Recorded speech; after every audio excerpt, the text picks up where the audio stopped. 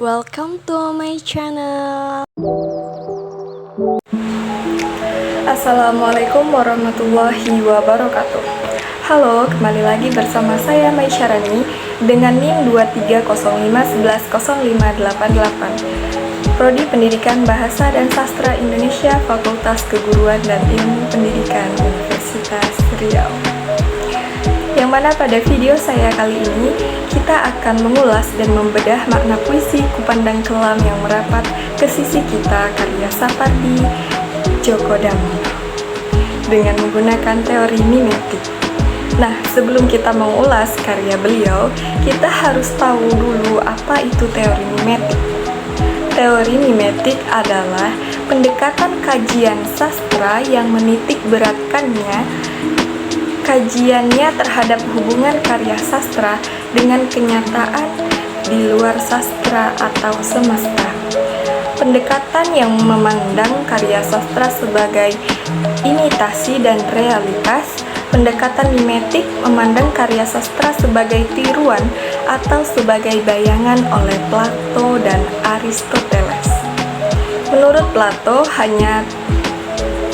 Plato, seni hanya tiruan alami yang nilainya jauh di bawah realitas sosial dan ide, sedangkan Aristoteles menyatakan bahwa tiruan itu justru membedakannya dari segala sesuatu yang nyata dan umum karena seni merupakan aktivitas manusia.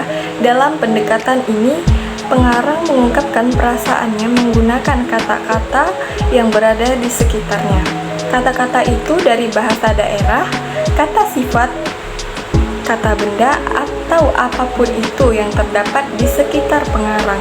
Bahkan bisa saja menggunakan kata berupa khayalan dari pengarang itu sendiri. Mari kita dengarkan pembacaan puisi berikut.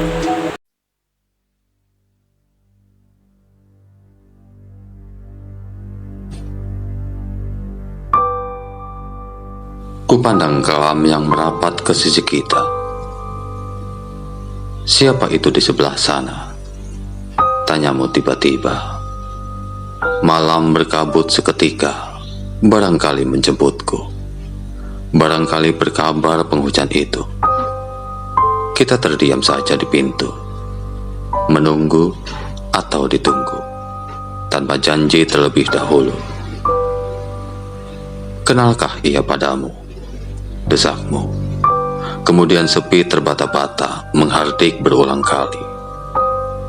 Bayang-bayang pun hampir sampai di sini. Jangan ucapkan selamat malam. Undurlah perlahan. Pastilah sudah gugur hujan di hulu sungai itu. Itulah saat itu, bisikku. Ku kecup ujung jarimu, kau pun menatapku. Bunuhlah ia suamiku. Ku tatap kelam itu, bayang-bayang yang hampir lengkap mencapaiku. Lalu ku katakan, mengapa kau tegak di situ?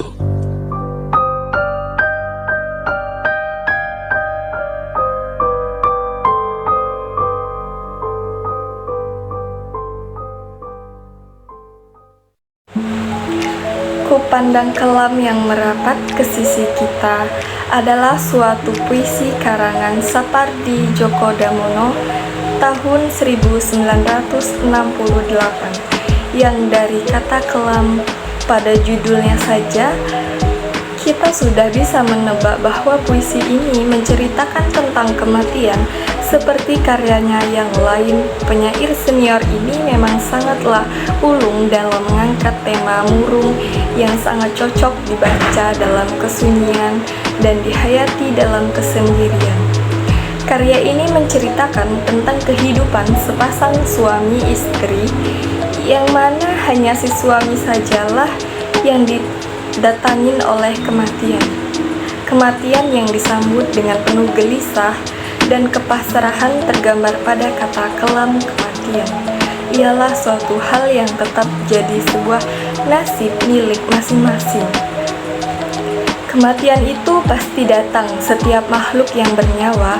Terlihat pada bait pertama beliau menggunakan kata ke sisi kita, tetapi Hanya siku pandang sajalah yang mampu menghayati kematian yang datang padanya. Suasana kematian itulah yang tergambar pada bait pertama. Pada bait kedua, beliau menggambarkan seseorang yang sedang menunggu datangnya kematian yang sebenarnya. Tidak ditunggu pun pasti akan datang, yang tergambar pada kalimat tanpa janji terlebih dahulu. Saat kematian itu terlihat semakin dekat, dengan penuh gelisah sang istri bertanya, "Kenakanlah ia padamu?" Dan sang suami hanya menjawab dengan penuh rasa gelisah dan terbata-bata, yakni tergambar pada kalimat kemudian sepi terbata-bata, menghardik berulang kali.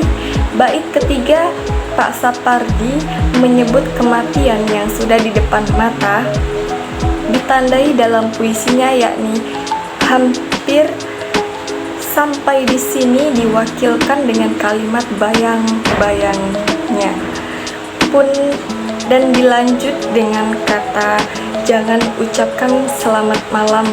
Penyair ini mengungkapkan sambutlah kematian itu dengan sikap hormat, menyisih, dan berikanlah jalan kepadanya, dan berbicara pelan yang ditandai dengan kalimat itu.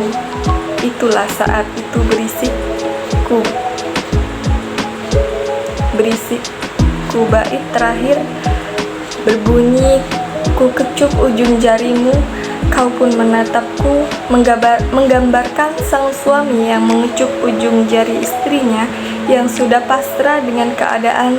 Sambil menatap suaminya, ia berkata, "Bunuhlah ya suamiku, bunuhlah." Di sini bermakna tolaklah, berhentikan kematian yang datang padamu, tetapi mustahil bagi seseorang menolak kematian. Maka suami sendirilah yang akhirnya harus menghadapi kematian yang datang. Lewat kelam itu, di sini kita dapat mengetahui bahwa kematian yang digambarkan oleh Pak Sapardi sebagai sebuah kesendirian. Suasana yang pada bait terakhir kelam, sedih, sunyi, kematian itu ialah yang bisa pula dihayati oleh orang lain. Sekian video dari saya mengenai teori mimetik. Lebih dan kurangnya saya mohon maaf. Saya akhiri. Wassalamualaikum warahmatullahi wabarakatuh. Sampai jumpa di video selanjutnya.